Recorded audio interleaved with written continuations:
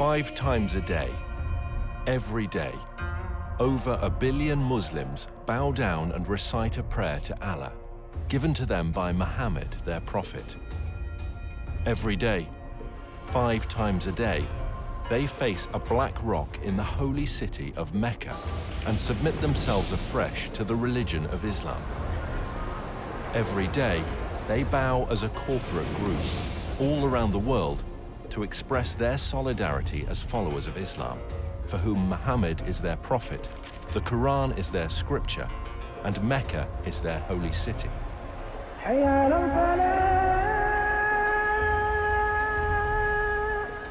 However, as archaeological discoveries are beginning to point to a different story, scholars are seriously examining and challenging the facts about the founding of Islam. And if they're right, how will it affect Muslims today?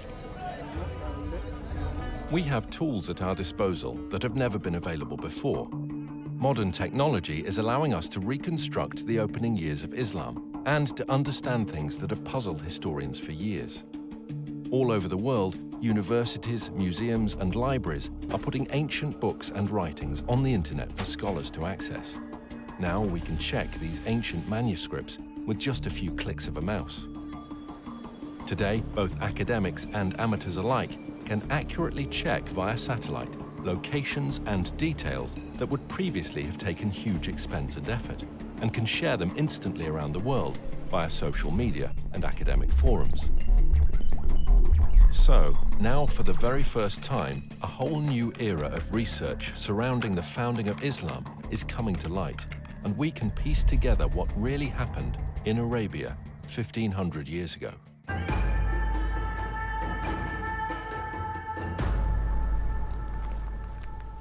Writer and historian Dan Gibson has lived most of his life in the Middle East.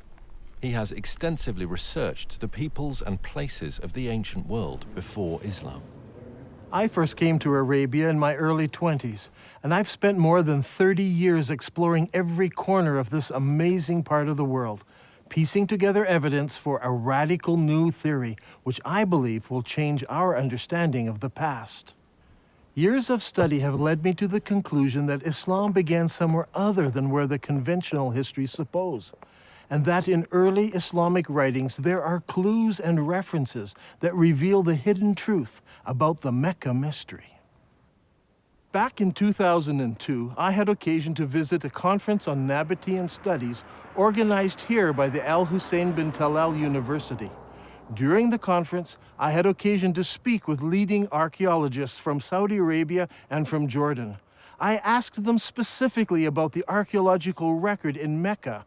While not wishing to be named or quoted, they admitted that there was no archaeological record in Mecca before 800 AD. I had expected them to defend the opinion that Mecca was a walled city with houses and gardens and public buildings and temples. They said no, there was nothing like that there. Did you know that the name Mecca is mentioned only once in the whole Quran? Muslim scholars link other names with Mecca. Names such as the Forbidden Gathering Place, or the Holy House, or the Place of Becca, or Weeping. All of these terms are universally associated with Mecca today. Nevertheless, the Quran itself does not tell us in so many words that these all refer to Mecca. Muslim scholars see no reason to debate this. But in recent years, some historians have raised questions. They have noted that Mecca was a barren place and not located on the ancient caravan route. People have imagined that the caravans carried incense, spice, and other exotic goods. But according to recent research, by the time of Muhammad, the age of frankincense was now long over, and the Arabs engaged in a trade of leather and clothing, hardly items that could have sustained a large city that was described as the mother of all cities and the center of the trade route. Look at this map. Where do all of the trade routes intersect? There are 3 places in northern Arabia that could be described as the center of the trade route. What is interesting is that Mecca was not even a stopping place because it was not even located on the caravan route. In this film, we will find out why there is a total lack of archaeology in Mecca from the time of the Prophet Muhammad. why descriptions of Mecca do not tally with the landscape, and how an early Islamic civil war altered the truth about Islam. While Muslims all over the world believed that their holy city and their founding leaders all lived in Mecca, in Saudi Arabia, Dan Gibson believes the evidence actually points elsewhere. During my studies of Arabian history, I've come across evidence that points not to Mecca, but to northern Arabia as the founding place of Islam. Up until now, no one has ever questioned that Mecca is the holy city of Islam. Every Muslim believes that he should pray towards the Black Rock in Mecca. But years of study and countless trips to all parts of the Arabian Peninsula have led me to a radical new understanding of Islamic history. I believe that in the process of understanding Islamic history, a fundamental error has been made. It wasn't a deliberate falsehood, it was just a misunderstanding of what happened during the founding years of Islam. So later Islamic writers corrected what they thought was an error in earlier histories when it was actually the truth. Is it possible that over 1 billion people who follow the religion of Islam misunderstand how and where their religion began? And if so, what implications does this evidence have for the average Muslim who wants to follow the instructions of Muhammad, his prophet? We are going to have to examine a time in history and a setting that few of us understand. For centuries, the histories of the classical world and Middle East empires have been discussed, but little effort has been given to the history of Arabia. This ignorance is true not just of the West, but also of the Arabs themselves. The Prophet Muhammad was born in 570 AD, at a time and a place that few people today really know about.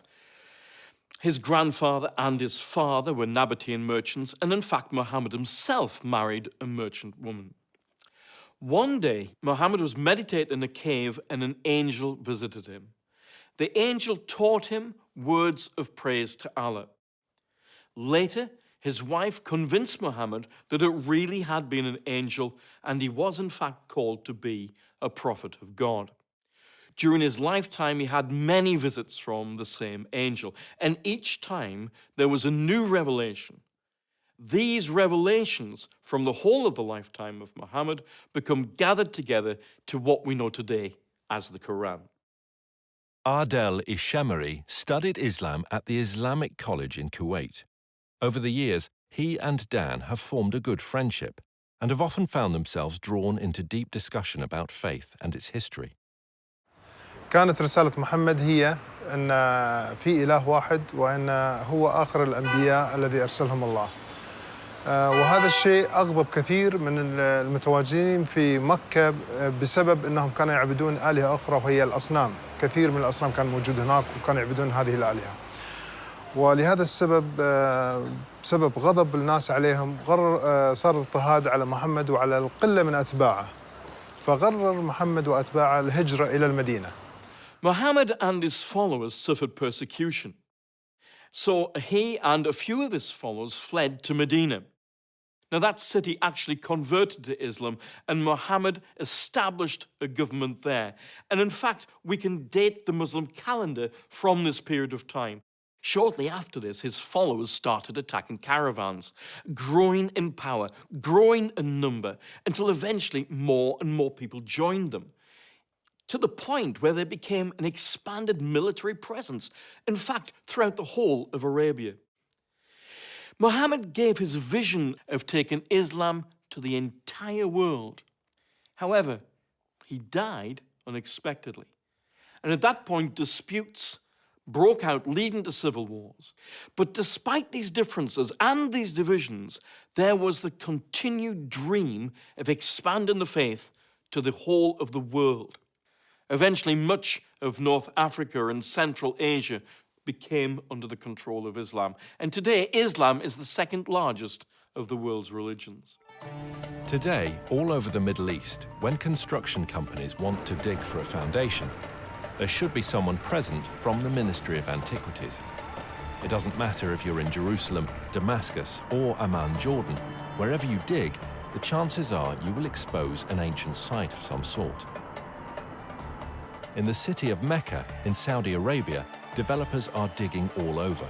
putting up great buildings, hotels and high-rises. But, to the surprise of archaeologists, there are no ruins of a great and ancient city under Mecca. The city where Muhammad was born was a major city. It had no trouble in raising large numbers of men to work caravans and march in its armies. Not only did it have a significant population, but it was also an agricultural city. وتسمى هذه المدينة اللي هي مكة بأم القرى في القرآن. أم القرى هي الاسم هذا المفروض يطلق على مدينة مبهرة، مدينة فيها آثار، مدينة فيها لها أسوار، مدينة يعني كبيرة معروفة. The Prophet Muhammad would go forth for his affairs and journey far afield until he reached the glens of Mecca and the beds of its valleys. Aisha, Muhammad's wife, mentioned how one of the men was longing for Mecca. Would that I but stay overnight in a valley filled with various kinds of grass? When we came to Mecca, we saw a town blessed with water and trees, and delighted with it, we settled there. Al-Bukhari speaks of a prisoner who was eating grapes while he was chained in irons, and he says, "This was not the time of fruit in Mecca." It's hard to believe that these things were written about Mecca. The area around Mecca is all rocks and desert. Mecca averages less than 10 centimeters of rain per year. With its extremely hot temperatures and barren conditions, this is scarcely enough to grow any vegetation at all, let alone grow enough food to support a large population. Yet the holy city of Islam is described as having fields with trees and grass and soil. But there's no cultivatable land near Mecca. It doesn't match the ancient descriptions. Ibn Ishaq mentions that the people of Mecca were reluctant to cut down trees in the sacred area. The presence of trees and plants in ancient times can be easily tested by the presence of spores and pollen in undisturbed ancient soil. To date, there is no record of trees having ever existed in ancient Mecca. Another puzzle is that the city of Mecca is missing on all early maps of Arabia. One would expect that a major merchant city would be mentioned on early maps, but not one shows Mecca before the time of Islam. Over the years, I have gathered copies of many ancient maps of Arabia. I have diligently translated them, but never once did I find Mecca mentioned on a map before Islam. Did you know that the name Mecca does not appear in any literature prior to 740 AD? That's 120 years after the founding of Islam. Don't you find it puzzling that for the first 120 years of Islamic history, none of the surrounding nations knew anything about the existence of Mecca? How could a major city, a city that could raise thousands of men in its army, a city that had agriculture, trees, grass, fruit and grapes, be missed by other nations? How could a major city with walls, temples, and public buildings not be found in the annals of other nations, especially if it was a merchant city that undertook trade with all the nations around it? And most puzzling of all is that when we go to the physical location of this ancient city, we find that there is no early archaeological record. It was an insignificant location, not even on a trade route. Many historians today have come to the conclusion that the accounts of the founding of Islam are all myths. Obviously, there is a great discrepancy between what Islamic records tell us and what the archaeologists have been finding, so the conclusion they draw is that the Islamic records are just fabricated myths. In my years of study, I have become convinced that the early records are not myths, but that they refer to another location that fits all of these descriptions. I believe that Muhammad was born and raised in another place, and that Muslims are facing the wrong direction when they pray. According to commonly accepted Islamic history, the Kaaba was a major shrine in the city of Mecca and the focus of pilgrimage in Arabia. A good starting place might be studying the pilgrimage before the founding of Islam. وكما دون المؤرخ الطبري بأن هناك كان نوعان من الحج، الحج والعمرة. الحج الأكبر أو الحج الأصغر، وكان جد محمد كان يؤدي العمرة قبل الإسلام. This Umrah before Muhammad was at a time when the focal point of Arabian pilgrimage was to a place known as the Forbidden Gathering Place. This location held many pagan idols. وهذه الأسماء كانت موجودة قبل الإسلام، ولكن ما زال المسلمين إلى حد هذا الآن يستخدمون نفس الأسماء، ولكن هي الأسماء هذه إيتنا من الخارج، يعني من الوثنية، ليس أسماء إسلامية. In order for us to understand what was happening in pre-Islamic Arabia, we need to understand the importance of holy places in ancient Arabia. From ancient times, Middle Eastern religions have equated gods with regions rather than being universal. Modern readers of history have long been influenced by Greek and Roman concepts of the pantheon of gods and have failed to realize the significance that the ancient Arabs applied to gods of specific regions. In the eyes of the ancient Arabs, there were gods who lived in Mesopotamia, gods who lived in Egypt, and gods who lived in Greece, and so on. Arab merchants passing through an area would respect the local gods. They were not opposed to gods of different places. What they were opposed to was the representation of a god in human or animal form. They preferred to use geometric shapes. For instance, here is a god in the shape of a block. That one over there is shaped as a triangle. Each of these gods were considered local gods and must be respected when passing through their territory. Such a view of religion naturally leads to accepting territories and locations as being sacred to specific gods. Thus, the area around a temple, such as a particular valley or remote desert location, could be considered as sacred. It would have a precinct where people could gather, even with their enemies, and be safe, because violence was forbidden in the sacred precincts.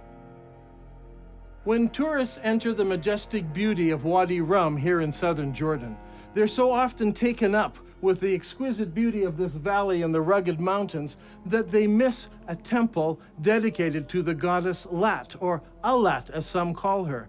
This Nabatean temple had a sacred area. It was located in front of the temple, with the mountains marking off the sacred area. Before Islam, Arabs were divided into many groups. They worshipped different gods and often fought amongst themselves over tribal issues. The one thing that held them together was the pilgrimage to a common ancient meeting place. The Quran calls this Masjid al-Haram, or the Forbidden Gathering Place. Masjid means gathering and is translated mosque today. Before Islam, there were no mosques, so the masjid was simply a gathering place. The Forbidden Gathering Place was a sacred place of refuge and security, where regular activities ceased and violence was forbidden, or haram. The concept of haram, or forbidden, is very strong in Islam. في القرآن ذكر المسجد الحرام، وهو المسجد الحرام في المدينة الإسلامية المقدسة، ويعتبر المسجد الحرام وما حواليه من المدن هو منطقة محرمة. Allah has made Mecca a sacred sanctuary, and it was a sanctuary before and will be so after. None is allowed to uproot its shrubs or cut its trees or hunt its game. So we have two descriptions of the original holy city of Islam. It was a haram place where killing was forbidden, and it was the focus of the pilgrimage for many centuries before the founding of Islam. Now look here, much of the graffiti found throughout the Negev and southern Jordan was written by people on pilgrimage to the ancient city of Petra in southern Jordan. Thousands of people scratched their names and messages on rocks as they made their way to Petra for pilgrimage. This creates a problem for us. Mecca is unknown in maps and literature before and during the rise of Islam. The descriptions, such as the center of the trade route, the mother of all cities, and the focal point of the ancient pilgrimage, do not fit. How can we solve this? The answer to that comes from Islam itself. المساجد في الوقت الحاضر تتجه كلها صوب القبلة، صوب الكعبة، وهناك مكان في المسجد يسمى المحراب الذي الإمام يوقف فيه ويصلي ويقود المصلين، ولكن في الأيام الماضية ما كان موجود هذا المحراب، ولكن كان في حائط يتجه صوب القبلة، وكان المبنى بالكامل مبني باتجاه صوب القبلة. In Islam, it is universally understood that the Qibla is towards Mecca in Saudi Arabia. No one questions the direction of the Qibla today. However, the Quran tells Muslims they have a Qibla. The text of the Quran does not give the name of the city to which prayer was originally made. It only mentions Masjid al-Haram, or the forbidden gathering place. Muslims believe they originally prayed towards Jerusalem. According to Islamic sources, in 624 AD, Muhammad changed the Qibla to Mecca. Muhammad revealed this in Surah 2 of the Quran. Thus we appointed the Qibla to you. Indeed, it was a momentous change, except to those guided by Allah. Allah would never make your faith of no effect. Now shall we turn you to a Qibla that shall please you. Turn then your face in the direction of the Masjid al-Haram. Wherever you are, turn your faces in that direction. As a historian of the Arabian Peninsula, I've always been interested in finding the location of the original Qibla. What direction did Muhammad pray towards before the Qibla was changed? Was it Jerusalem, as some claim? Was it Syria, as some claim? Or was it some other direction? If we were to do this study 100 years ago, it would require an incredible amount of work and research. We would have to travel the world searching ancient sites to find the earliest mosques in Islam. Now, in a few moments, we can do what used to take a lifetime.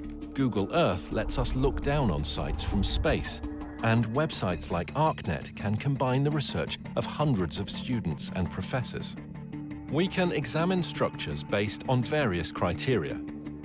We choose Islamic buildings, arrange them by date into a chronological list, then determine when they were constructed, check their Qibla direction by using Google Earth, and collate this to determine when the Qibla direction changed towards Mecca.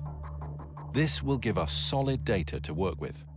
Now, determining the Qibla direction is not an exact science. Some of the early mosques, like this one, are not exactly square.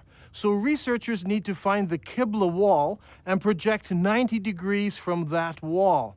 Because early buildings were not square, we cannot use the side walls or the back walls.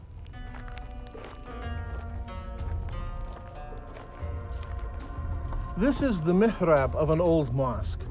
The early Arabs set the Qibla direction using the stars, and they were very accurate. The best way to determine the Qibla direction is to visit the mosque and use an actual accurate GPS unit. Not every mosque can be used for this study. Many of them were totally reconstructed over time, so much so that it is no longer possible to determine their original Qibla direction. However, a number of mosques survive. For instance, there is a mosque called the Mosque of the Two Qiblas in Medina. Islamic history tells us that it was in this very mosque that the companion leading prayers was told of the Qibla change. So he turned around and started praying towards Mecca. The question is, where did he originally face? Muslims have a ready answer. He prayed towards Jerusalem. Now today, the Mosque of the Two Qiblas faces Mecca. But in 1987, the mosque was completely torn down so it could be rebuilt. During the construction process, the old foundation was revealed, and they discovered that it did have a Qibla wall that did indeed face north, generally towards Jerusalem.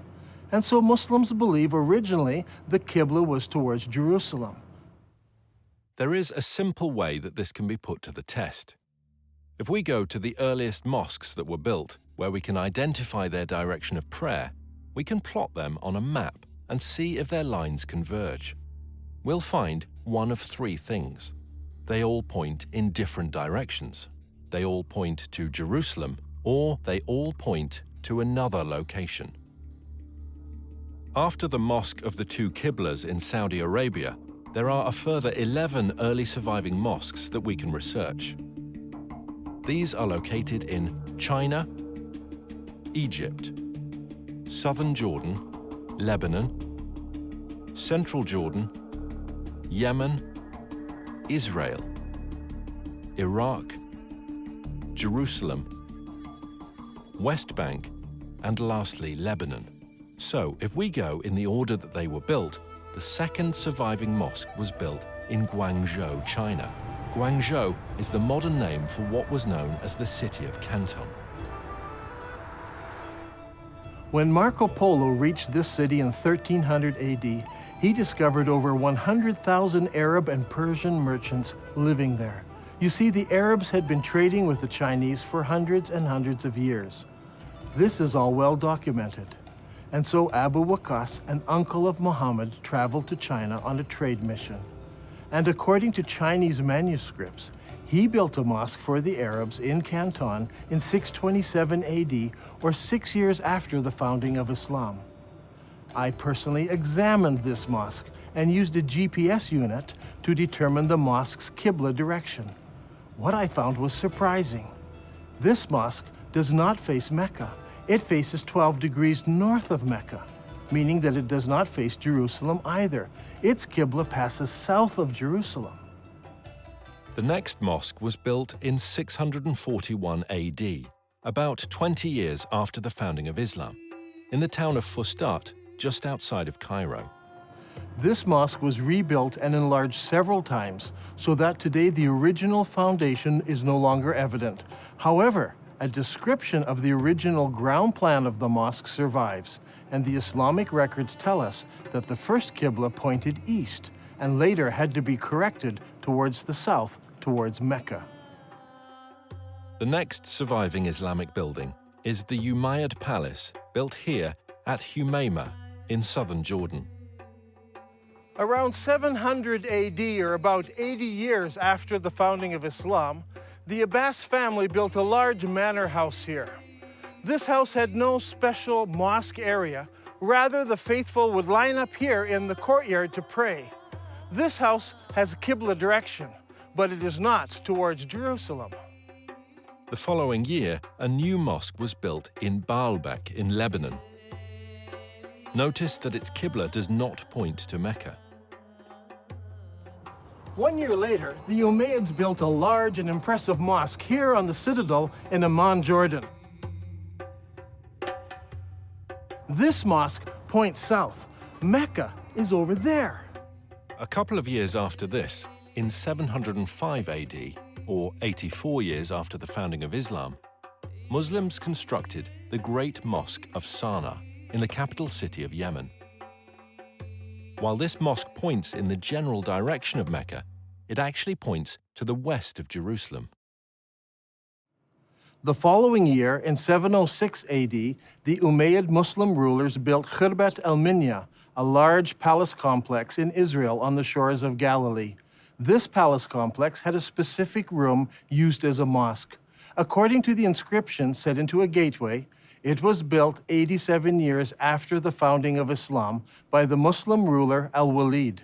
This building and its mosque do not face Jerusalem. That same year, the Muslims also built the Wasit Mosque in Iraq. Originally, archaeologists claimed that this mosque pointed to Jerusalem. However, further research has shown that this mosque points south of Jerusalem. The next mosque is the Al-Aqsa Mosque in Jerusalem itself. This mosque is not the temple dome, but rather the old mosque to the south of the dome. This mosque is already in Jerusalem, but it also has a Qibla, and it does not point to Mecca. The next mosque we come to was built in 724 AD, 103 years after the founding of Islam. This is the Khirbat al-Mafja Mosque near Jericho in the Jordan Valley. This palace was built near the end of the Umayyad dynasty. By looking at the floor plan, we can see that the palace and its mosque faced south rather than towards Mecca. That same year, a mosque was built at Anjar, about 58 kilometers from Beirut. It was built near the end of the Umayyad period, and no more than 30 years later, it fell into ruins and eventually was abandoned. Since it was never rebuilt, we can easily determine the Qibla direction, which does not point towards Mecca, or Jerusalem.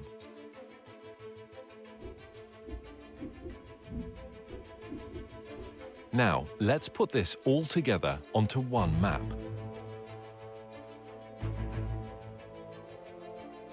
The result is amazing. During the first 100 years of Islam, 100% of all the surviving mosques we have located so far face a spot in southern Jordan rather than Mecca. From north, south, east and west, mosques all face towards one spot. This isn't some small error in determining the Qibla direction. They all specifically point to just one place. Directly under this point is the ancient city of Petra. This is a city that is well known to us today. It is a popular tourist site. Tourists come from all over the world to marvel at the great temples and the monuments in this city. Could it be that Petra is the mother of all cities described in the Quran? It was the focus of the ancient Arab pilgrimage. So could Petra also be the birthplace of Muhammad and the founding city of Islam? دان غريب، يعني أنت تقول إن البتراء لكن البخاري يقول لنا هي القدس. فشلون تبي نفكر في هذا الأمر؟ شلون تبينا نقبل هذا الشيء؟ يعني البخاري قال لنا القدس. Every good Muslim tells me that Muslims used to pray towards Jerusalem. They know this because Bukhari tells them this. And I agree, Bukhari says it was Jerusalem. But Bukhari is writing some 200 years after Muhammad, and he's writing more than 100 years after the Qibla change took place. So he's not an eyewitness. He's just collecting what people are remembering. And he actually notes several conflicting ideas that were circulating at the time. While some people were offering morning prayer at KOBAR, a man came to them and said, "A Quranic order has been revealed to Allah's apostle tonight, that he should face the Kaaba at Mecca. So you too should turn your faces towards it." At that moment, their faces were towards Syria. And on hearing this, they turned towards the Kaaba at Mecca. I believe that originally Muhammad, while living in Medina, prayed north towards Petra, which was in the Roman province of Syria. By the time Bukhari was collecting his stories, people had forgotten Petra, and everyone remembered that their great-grandparents prayed towards Syria.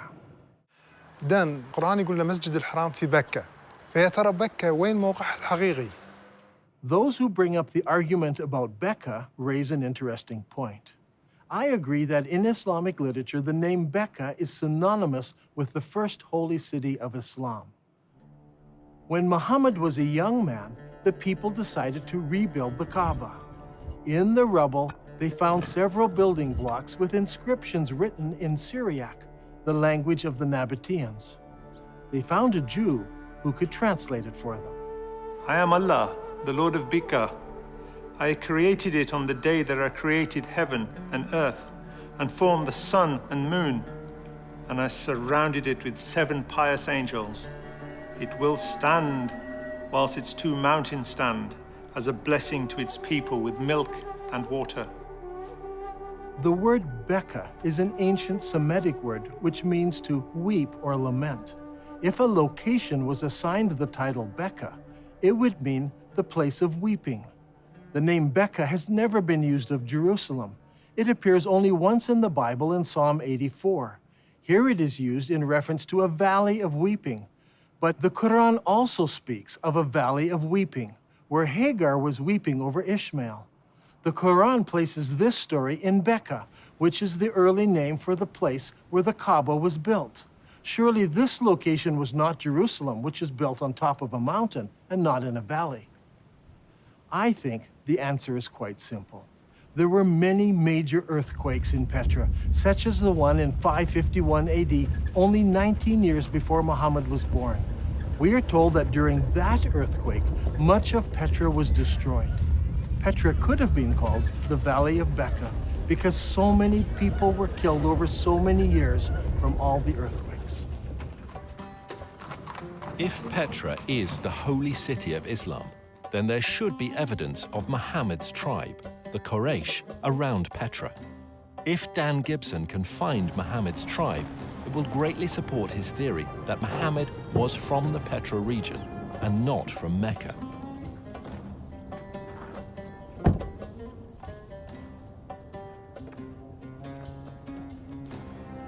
Long ago, this was known as the city of Hawar, or Humayma as it is known today.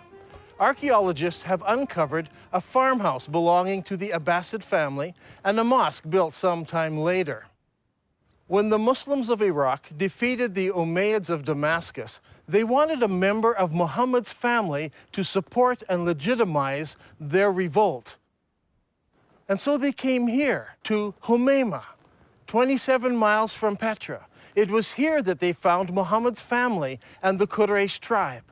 They didn't go to Mecca in Saudi Arabia or Medina. They came here to Humayma, 27 miles outside of Petra. It was here that they found the Quraysh tribe and the family of Muhammad, not in Saudi Arabia.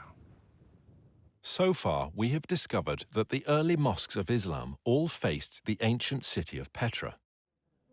But does the city of Petra fit the Islamic descriptions of the original holy city of Islam? There is a story told by all of the early biographers of Muhammad. It concerns Abdullah, Muhammad's father. He was working in the field one day and he came home with dirt on his hands. He went in to his first wife and said, "Lie with me," but she refused because he was dirty.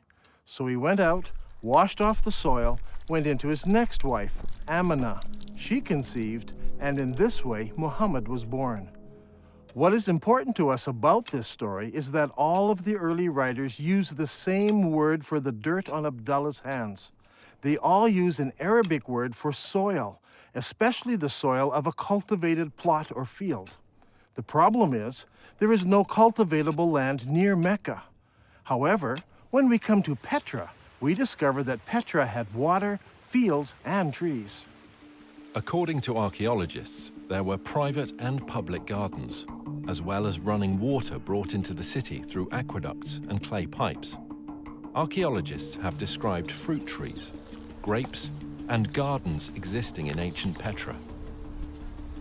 Even today, there are cultivated plots of land between Petra and El Beida, which is 5 kilometers away. By analyzing ancient soil, researchers have discovered that only 100 years ago, the hills around Petra were covered with trees, including oak, juniper, pistachio, and carob. Not only did the holy city have trees and fields, it was also a walled city. Ibn Ishaq says, and they surrounded him by the walls of Mecca. Now this is very puzzling because Mecca had no city walls. Some think perhaps this was a house in Mecca, but Ibn Ishaq specifically says the walls of Mecca. But Mecca was not a walled city. So what about Petra? Petra was built in a valley. On either side of the valley were large mountains with cliffs. These cliffs were as good as city walls. So the people of Petra built walls from one mountain cliff to the other mountain cliff, both on this side of the valley and also on the other side of the valley. So Petra had city walls. Another distinctive feature in Petra is that it contains a very unique stream. Now, usually you have a valley with mountains on one side, mountains on the other, and a stream running down the center of the valley. But in this case, long ago, earthquakes cracked these mountains so that there is a crack in that mountain, water runs through that crack, across the valley, and out the crack in the other side. The Nabateans built a colonnaded street from one mountain to the other mountain, and beside it was a rainwater course. Let's go down there. Now, in Islam, one of the duties of the pilgrims is to go 7 times between 2 mountains called Marwa and Safa. What is interesting is that Bukhari tells us that Muhammad chose to do this, running in the rainwater course between the 2 mountains. But there are problems. Safa and Marwa are just small rocks. Today, they're housed right inside of the mosque building.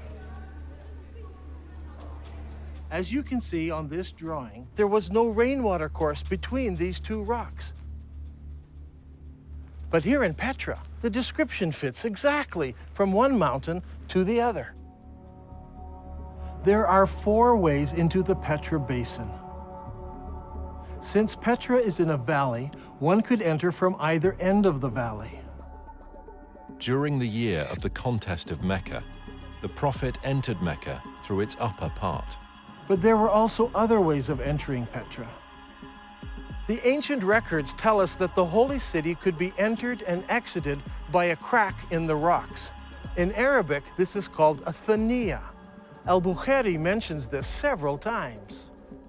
Allah's apostle used to enter Mecca from the high Thaniya and used to leave Mecca from the low Thaniya.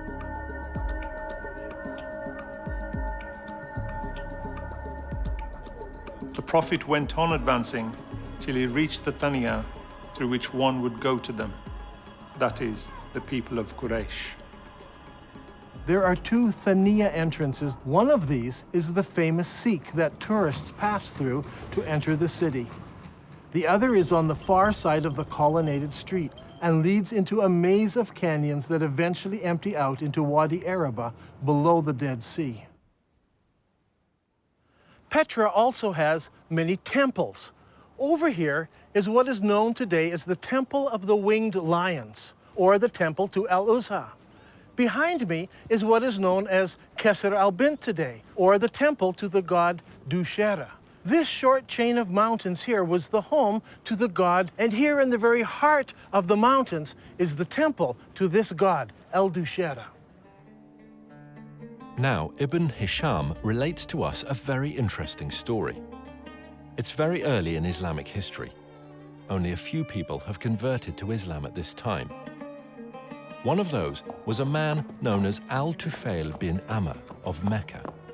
He accepted Islam on one of his journeys, and once he returned home to Mecca, his wife also decided to accept Islam. Al-Tufail then tells his wife to go to the temple of Dushera and cleanse herself there. In the sacred area, there was a trickle of water where she could wash herself. She did this and returned home and learned about Islam. Did this story take place in Mecca, 1,000 kilometers away, where there is no temple to Dushera? Or did it take place here in Petra? If it did, then Dushera's temple is there. She would have come down to this temple, washed herself, and gone home. Is there a temple to Dushera in Mecca, in Saudi Arabia? No. There are no temples, no cracks in the rock, no water stream, no city walls, no grass, no trees, nothing. It's all here in Petra. And for the first 100 years, every mosque in the entire Islamic world pointed here to Masjid al-Haram, the forbidden gathering place, here in Petra. There is no other city in the world that fits this description so perfectly. Now, Al-Haqtab had so harassed Zayd that he forced him to withdraw to the upper part of Mecca, and he stopped in the mountain of Hira, facing the town. It's interesting to note that in this account, Mount Hira is located in the upper part of Mecca. If you go to Mecca today, the cave of Hira doesn't face the city. But here in Petra, the high side of the city is north of the colonnaded street, and the low part of the city is south of the colonnaded street. In effect, the city was divided in half by the colonnaded street. If Petra is the holy city of Mecca, then the cave where Muhammad received his first revelation should be located there. The ancient records say that the cave faced the town, and that it was low down since Muhammad tried to climb the mountain to throw himself off. If that's the case, I think I know just the spot, but we'll have to go over there.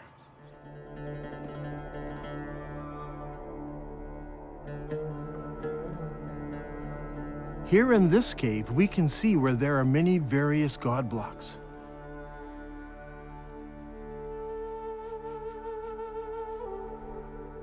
Up there is a large crescent symbol. This is just the sort of cave where young men would go to contemplate the meaning of life. The descriptions and location of this cave are just like the ancient records describe it. Just outside of the city, the entrance facing the city, and evidence that people spent time here in religious worship and meditation. I think that this is one of the holiest spots for all of Islam, and it's here, in Petra.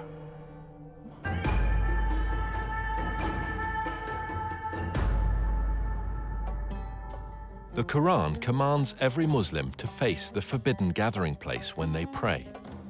Now, the forbidden gathering place wasn't a building. It was much more than this. It was a large area marked out with special stones. These stones marked the boundary around the sacred area. No killing was allowed inside this area. Even birds were not killed. Now, what kind of stones would you need to mark out such an area? If you had just small round stones, they would be lost among the other stones of the desert. They must have been larger stones. And there should have been something special about them, so that you knew for certain that this was the boundary of the sacred area. Today, in Mecca, there are no special boundary stones. Historians have long wondered what these marker stones might have looked like, but they seem to have been lost in the years that have passed since then. Or perhaps they were never there. If Petra is the original holy city of Islam, then of course the special stones wouldn't be in Mecca. They would be in Petra. Now there's a feature about Petra that's absolutely fascinating. Whenever tourists come to this city, they pass by a number of square-cut stones known as the Jinn rocks. This is a fanciful name given to them by the local Bedouin. What is interesting is that there are more than 20 of these large square stones marking all of the entrances of the city. Is it possible that these mark out the forbidden sanctuary? Perhaps that's why they're not located in Mecca. If that is true, then Masjid al-Haram, or the forbidden sanctuary, would have been located here. And if it was located here, then the Kaaba would have been located here as well. But it's not, because a man named Ibn Zubair moved it. So far in this program, we have been examining the direction of prayer that Muslims originally faced. As we've seen, all of the mosques constructed during the first 100 years of Islam pointed to Petra. By using the two mosques on the Amman citadel, Dan Gibson has determined the approximate years when the Qibla direction changed. Does Islamic history give us any clues as to why the direction of prayer might have changed? If we look into Islamic history at this exact time, we come face to face with the Second Islamic Civil War.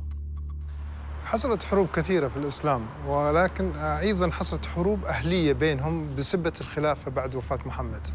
ولهذا السبب صار في شيعة وسنة. الأمويين فازوا اللي هم السنة، والحكم بدأ من دمشق. At this point in history, the governor in the holy city was Abdullah ibn Zubair.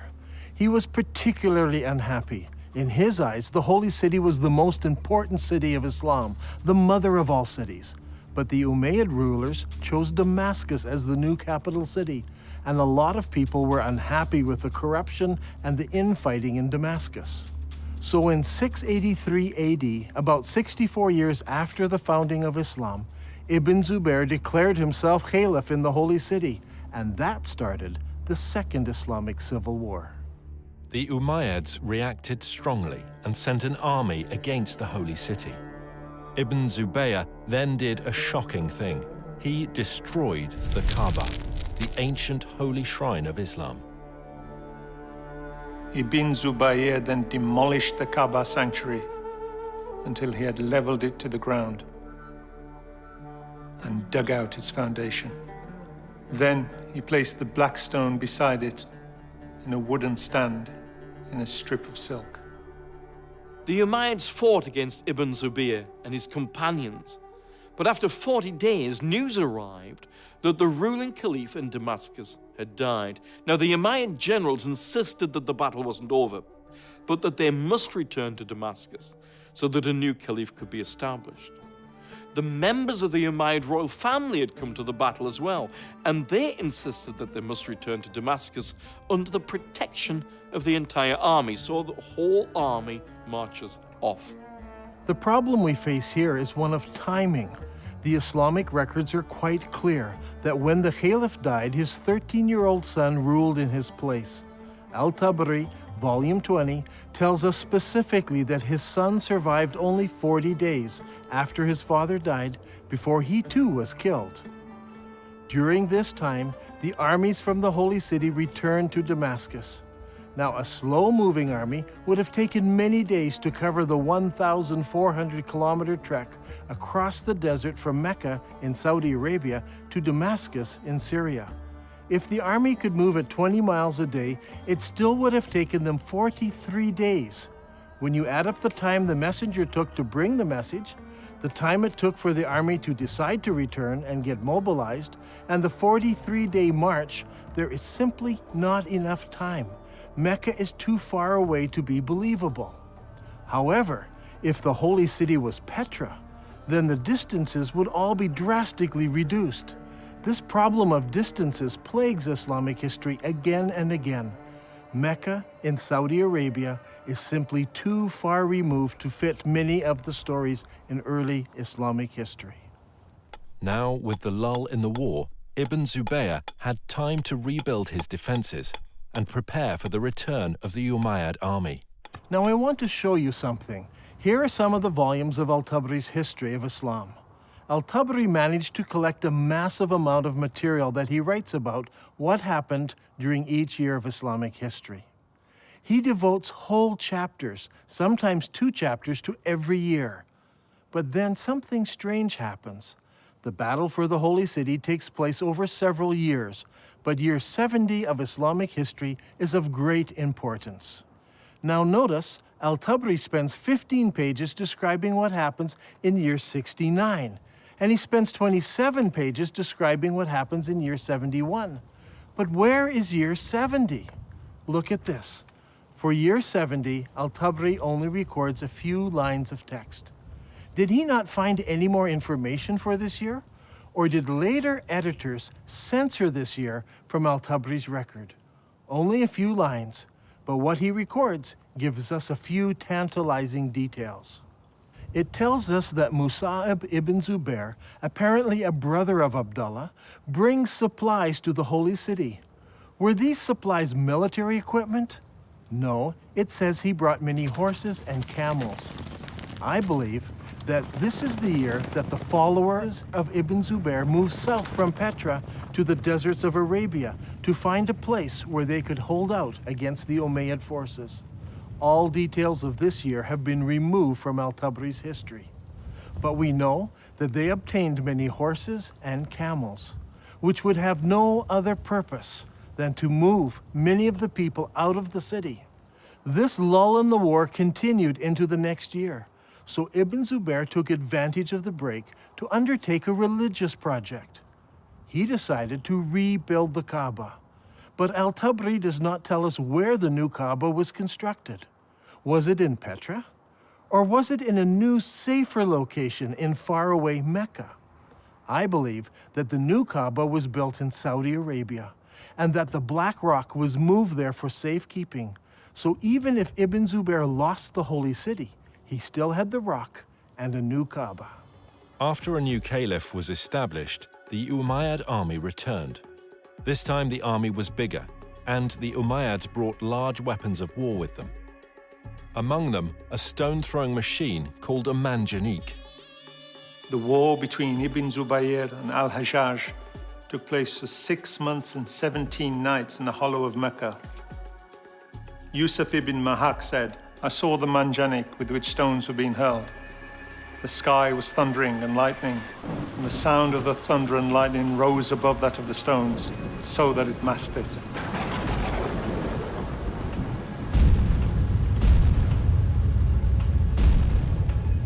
During the fighting, Ibn Zubair took refuge in a ruined building beside the Kaaba, and this began another battle, which completed the destruction of the Kaaba area of the Holy City. Eventually, Ibn Zubair lost the battle, but the cause was taken up by those in the city of Medina in Saudi Arabia and by the city of Kufa in Iraq. I believe that during this time, the Islamic world was thrown into contention. Should they pray towards Petra, or should they pray towards Mecca? The great Islamic empire had divided into two. Originally, the Umayyads ruled from Damascus, and they prayed towards Petra. But they were defeated in battle, and now the eastern part of the empire was ruled by the Abbasids, who all constructed their mosques facing towards Mecca. It was during this exact time that we see a change in mosque construction. Before this, every new mosque constructed faced Petra. But now, for the first time, some of the new mosques began to face Mecca in Saudi Arabia. But the problem still existed. What do you do with the old mosques? They were built facing Petra. It was during this time that mosques began hanging a sign on the wall to indicate the direction of prayer. It was said in the reign of Uthman that the Caliph ordered that signs be posted to the walls of the mosques in Medina. This was so that the pilgrims could easily identify the direction to which they needed to address their prayers. Now, this is a very interesting development, because up until this time, mosques were built so the faithful had only to face the Qibla wall and they faced the holy city. Why would you need to introduce a sign unless the direction of prayer had changed? Around this time, around 89 years after the founding of Islam, a niche was suddenly introduced into mosque structure to denote the direction of prayer. This niche was added to older buildings and also incorporated into newer buildings. Today, the niche is standard in every mosque, but it wasn't originally. There was no niche until the Qibla direction changed. In the Civil War, the Umayyads still prayed towards Petra, but the rebels in the Holy City in Medina and in Kufa chose to pray towards the new Qibla in Saudi Arabia. When the armies of Kufa met Ibn Zubayr, Bujair ibn Abdullah al-Musli spoke. Praise be to God who has tested us with shackles and tested you by your forgiving us. Ibn Zubayr, we are people who turn to the same Qibla as you. What a strange phrase. We are the people who turn to the same Qibla as you. Muslim historians argue that this means the same Qibla as every other Muslim. But now that we have uncovered evidence of the change of Qibla at this very time, this phrase takes on special significance. The people of Kufa join with Ibn Zubayr in accepting his Qibla. This is key to understanding much of what takes place later. Even though Ibn Zubayr is eventually killed and seems to lose the civil war, the city of Kufa plays a major role in the development of the new Abbasid dynasty, and Kufa becomes a theological center and a place for copying Qurans. In the Islamic world, things were a mess. Not only were Muslims divided politically, they were divided religiously. Obeying the wishes of Allah as revealed by the Prophet Muhammad was at the very heart of Islam. Should you obey Muhammad and the Quran and face towards the forbidden gathering place in Petra? Or should you pray towards the sacred house and the Black Rock, which is in Saudi Arabia? So far, Dan Gibson has plotted the existing mosques from the 1st century of Islam, and they all point to Petra in Jordan. So what about the mosques of the 2nd century of Islam? Do they all point to Petra as well? Here is where things start to get interesting. During my studies, I discovered that the mosques built during the 2nd century of Islam point in different directions. This is what I call the time of confusion. 102 years after the founding of Islam, the Mosque of Ummah was constructed in southern Syria, in the ancient city of Busra. As you can see, the mosque's orientation does not point towards Mecca. But clearly, it does not point to Petra either. 5 years later, the ruling Muslims built a palace in the Syrian deserts known as Qasr al-Hayar al-Gharbi. This is a drawing of the floor plan of the palace and the mosque in the corner of the complex. The whole complex seems to face somewhere between Petra and Mecca. A couple of years later, Qasr al-Hayar Ishaqi Palace was built about 100 kilometers north of Palmyra. If we examine the ground plan of the palace buildings, we notice that the palace and its mosque don't seem to align to either Mecca or Petra. Once again, it points in between. Is it possible that something had happened which made the builders not want to choose either Petra or Mecca, so they pointed the Qibla between the two? We can see from the map that the Qibla points exactly between the two cities. It is not a slight error in calculation, but a deliberate avoiding of both Petra and Mecca. So, we must find an answer elsewhere to explain that change. 109 years after the founding of Islam, a mosque was built in Bangalore, Pakistan.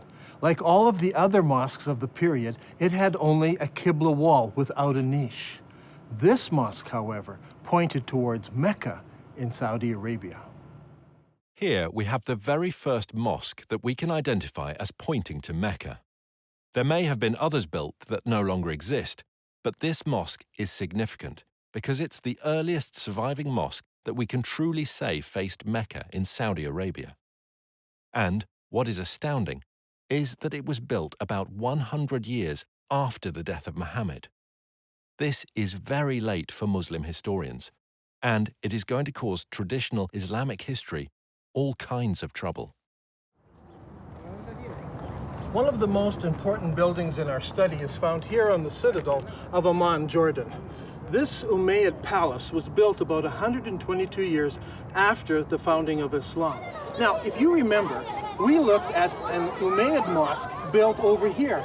This mosque points directly towards Petra, but when they built the palace, its Qibla direction was directly towards Mecca. So clearly, the Qibla direction changed sometime between the construction of those buildings and the construction of this palace. This will help us determine how and when the Qibla direction changed. Remember, it was during the construction of this palace that the name Mecca first appears in literature anywhere. الغريب أن مكة لم تذكر طول هالسنين هذه لا في الكتب الأدبية ولا الكتب الإسلامية، ولكن ما تم ذكرها إلا عند تغيير القبلة، وهذا شيء غريب جدا. يا ترى شنو الأسباب؟ يعني المفروض أنه يذكر في الكتب الإسلامية في التاريخ الإسلام، ولكن لم يذكر هذا الشيء إلا عند تغيير القبلة. هذا شيء غريب. The next major mosque that was constructed was built 32 kilometers south of Amman, Jordan. This was known as the Mushatta Palace and Mosque, and it was built in 743 AD.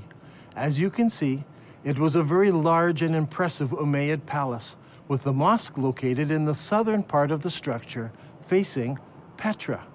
Indeed, the entire complex faces Petra. What makes this interesting is that it seems that Islam is now split into several groups.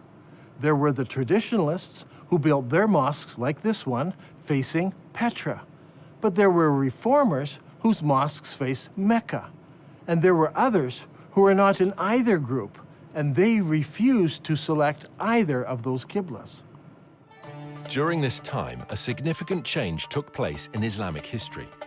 The Umayyad rulers of Islam in Damascus were defeated by the Abbasids of Kufa. In 754 AD, Al-Mansur, the new caliph, commissioned the construction of a brand new eastern capital, choosing Baghdad in Iraq as his site. The new city was built on a spectacular design. Rather than the haphazard shape common to most Middle Eastern cities, this city was built in a great circle. The designers went out to a brand new area and used ashes to draw out the city plan on the ground prior to construction. The city, which was completed in 767 AD, was 2 kilometers in diameter. As you can see on this drawing, the main mosque of the city had no niche indicating the direction of prayer. That was to come later. One wall was used as a Qibla wall, and that wall pointed directly to Mecca, as would all of the other mosques built from now on by the Abbasid rulers. If this is all true, then the Prophet Muhammad and the first 4 rightly guided caliphs in Islam, and the following Umayyad rulers who ruled Islam from Damascus, all prayed towards the city of Petra. But late in the Umayyad reign, something happened that caused the builders to change the direction of their mosques. Some pointed to Petra, some to Mecca, and some chose to be neutral and point between the two. This created a problem for the western half of Islam. The people in the west were still loyal to the earlier Umayyads, So the Islamic world is now split into two. The Abbasid rulers in Iraq control the eastern part of the empire, and the Umayyad rulers control North Africa and Spain. This is an important time in Islamic history because the Umayyads in Spain now blossom in culture and begin to build beautiful and impressive buildings. The builders in Spain had a problem. Traditionally, Umayyads all prayed towards Petra. But, as we're going to see, something devastating happened, resulting in future mosques no longer facing that direction. Their enemies, the Abbasids, now pray towards Mecca in Saudi Arabia, so they don't want to choose that direction of prayer. So what should the Umayyads do? As I examined the mosques built by the Spanish Umayyads, I discovered a most surprising development. These builders chose neither Petra nor Mecca. Now, as we have seen, some of the builders in the Middle East chose to point their qiblas between the two cities. But the builders in North Africa and Spain decided to do something completely different. Over the years, historians have always been puzzled by these mosques. Their qiblas seem to point towards somewhere in South Africa, but all of the African and Spanish mosques point to slightly different places. It all seems very confusing. However, when plotted on a map, we can see that the mosques of North Africa and Spain all have qiblas that are parallel to a line drawn between Petra and Mecca. So rather than choosing Petra or Mecca, they chose to make their qiblas parallel to a line drawn between the two cities. كل المسلمين يعرفون بأن مكة موجودة في السعودية، وأنت في نظريتك اليوم يعني تقول لي مكة موجودة في البتراء، على أي أساس أنت جبت هذا الفكرة؟ يعني شنو الدليل؟ شنو البرهان هذا؟ يعني برهانك ودليلك على هذا الشيء؟ احنا اللي عارفينه أن مكة موجودة في السعودية، فعلى أي أساس أنت جبت هذا الشيء؟ If you're still not convinced, I want to show you something else. Do you remember when we discussed the Second Islamic Civil War? Ibn Zubair barricaded himself in the Holy City, and the Umayyad Syrian army surrounded him and kept him there for 4 months. During the month of October, the Syrians brought a catapult up to the city walls, where they lobbed rocks right into the holy places of Islam. How is this possible? Normally, people live behind the city walls. A catapult would simply smash down people's houses. But in this case, it said the catapult hit the holy places of Islam right in the center of the city. How is this possible? Well, here in Petra, there is a unique feature. Petra had city walls. In the north and in the south, the city walls crossed the valley. But in the north, the city walls did not go all the way to the canyon because there was a watercourse running along the canyon. I believe the Syrians brought their catapult up the dry river course right to the place where they could lob rocks into the very heart of the city, hitting the Kaaba and the holy places of Islam. Archaeologists from Brown University have been digging here in Petra for many years. Their project was to excavate what is known as the Great Temple area. As they uncovered the temple, Dan was amazed to find evidence that supported his theory. One of the interesting features of this building is that people built defenses here against attack. See, here in this doorway, they closed it in so they could defend themselves. This happened sometime after the earthquake of 551 AD. We can date the defenses of here by the roofing tiles that were used in the construction of these defenses. However, there are no recorded battles in Petra during this time. So we know this happened during the founding years of Islam. But this is not the only evidence we have. During the excavations, the archaeologists uncovered over 400 catapult stones. These stones are buried in about the right place at exactly the right time. This is an extremely strong indication that the battle took place here and that the first original Kaaba was close to this location. So, Islam was divided between the traditionalists and the reformers. The traditionalists prayed towards Petra in Jordan, and the reformers prayed towards Mecca in Saudi Arabia, and others deliberately choosing a middle path. How were they ever going to solve this dilemma? Petra, the city of weeping, suffered a fatal calamity. Massive earthquakes shook the Petra region, destroying buildings, temples, and houses. The damage was so bad that the city was never rebuilt again. The evidence for that first Kaaba is gone now. The catapult stones destroyed much of it. Ibn Zubair destroyed the rest. In 713, an earthquake destroyed the dam that diverts the water around Petra. So every year, floodwaters washed away whatever evidence was left. So, with the memory of Petra fading from view, the chroniclers of Islamic history, writing some 150 years later, would never mention it by name.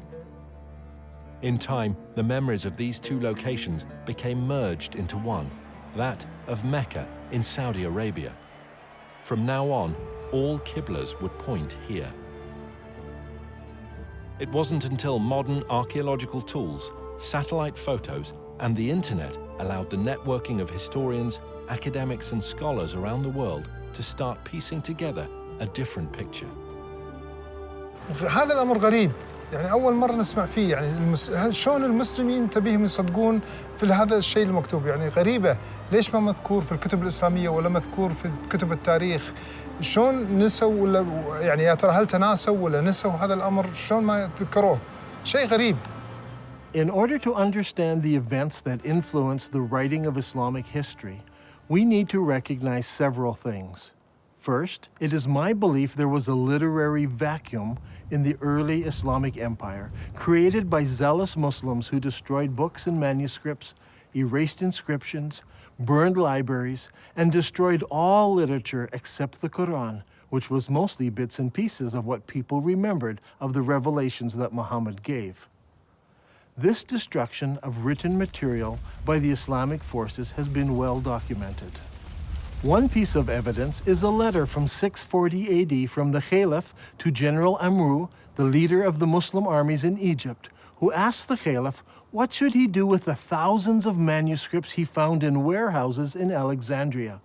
The Caliph's answer has been recorded and known for centuries. As for the books you mention, here is my reply.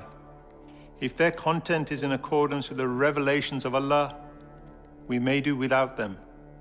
For in that case, the revelations of Allah more than suffice.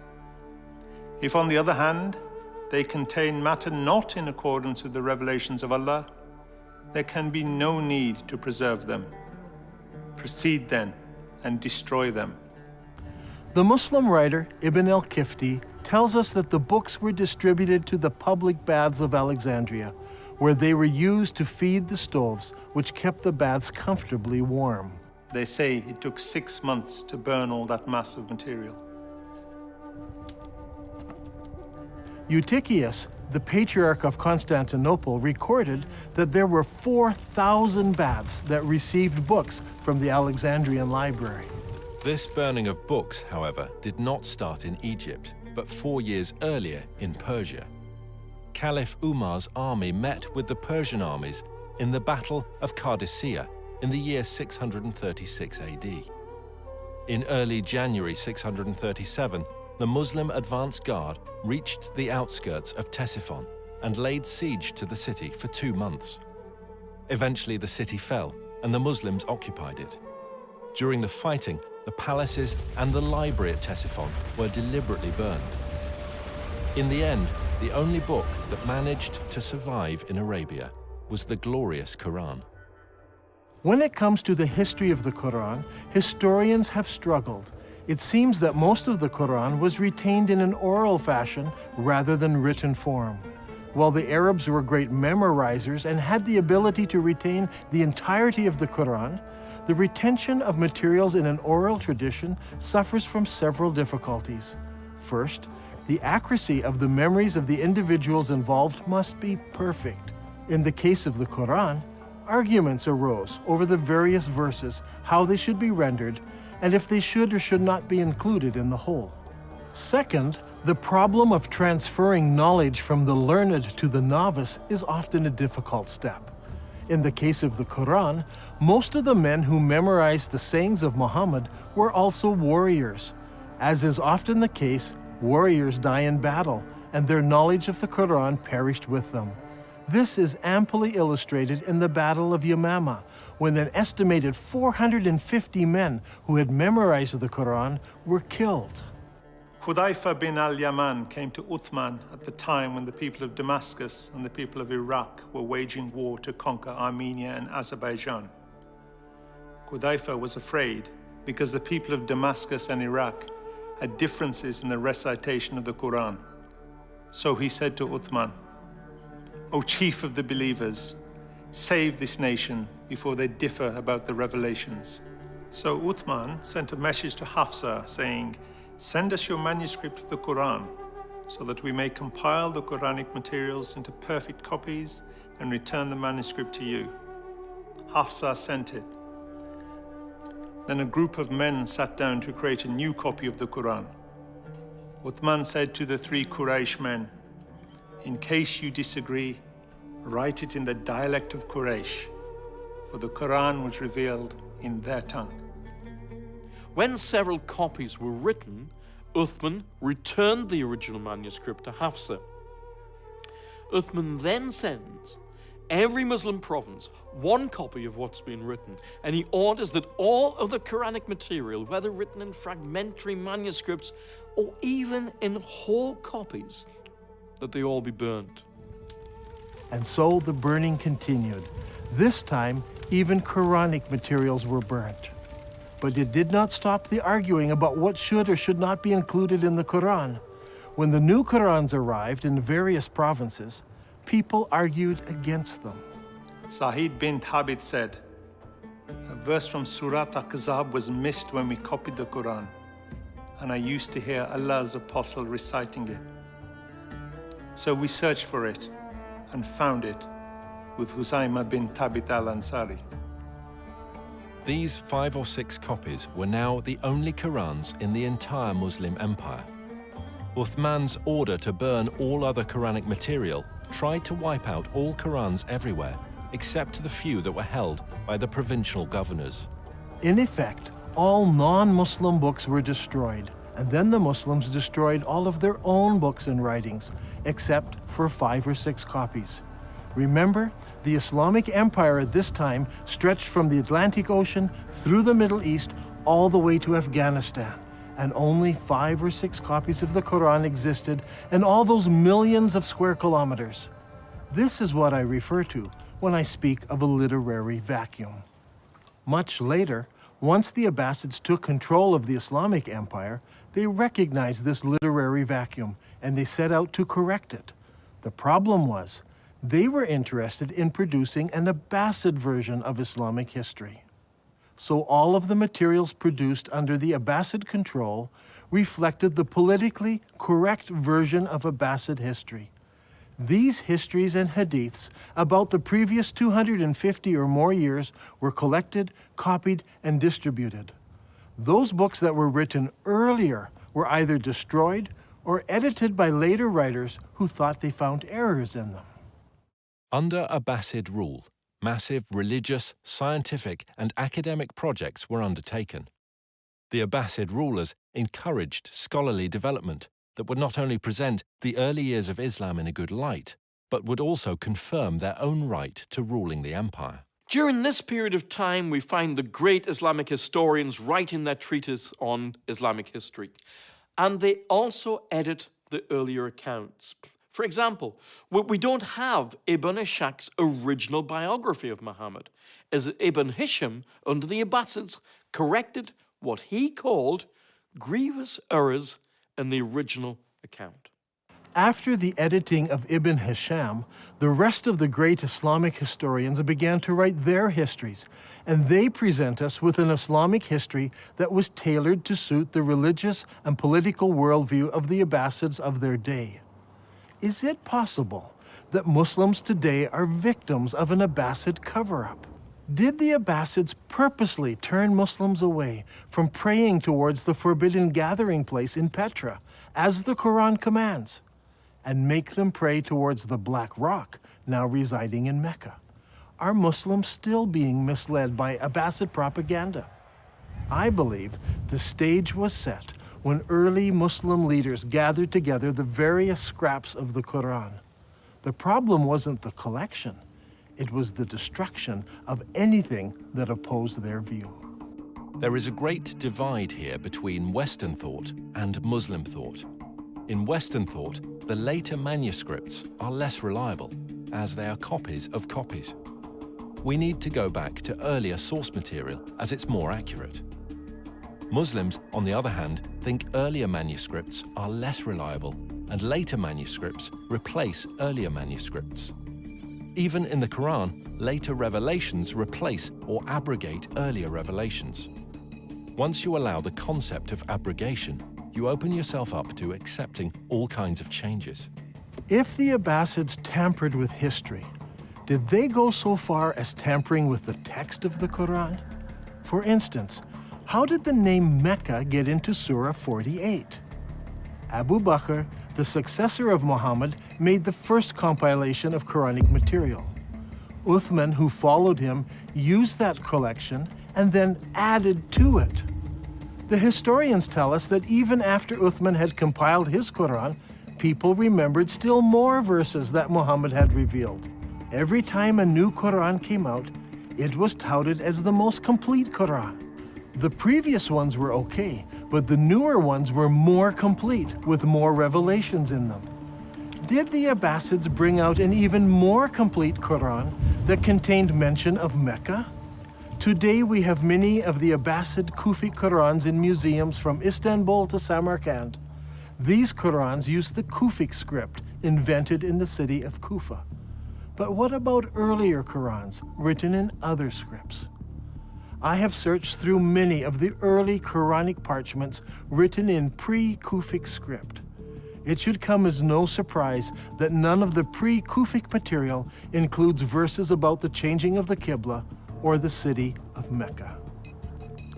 Historians have challenged me that I'm trying to rewrite all of Islamic history.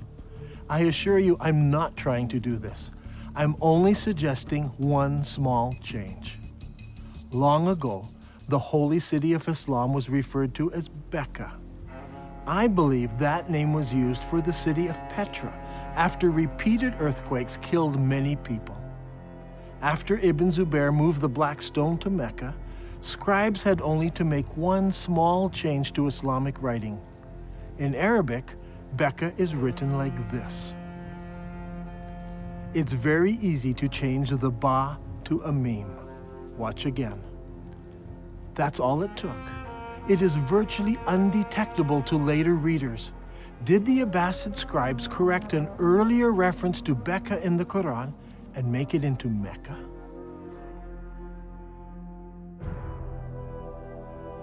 I believe that all of the evidence points to Petra as being the ancient city of Mecca, the founding place of Islam.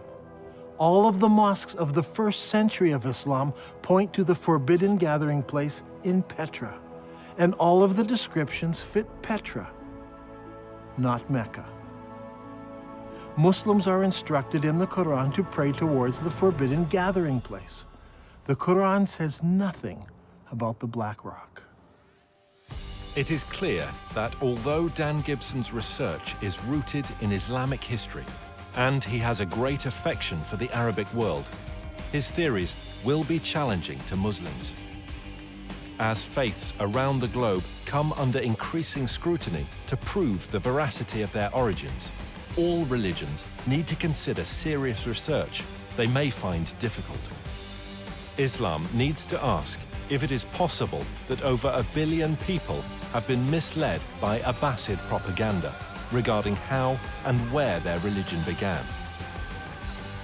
And, if true, what implications does this have for the average Muslim today?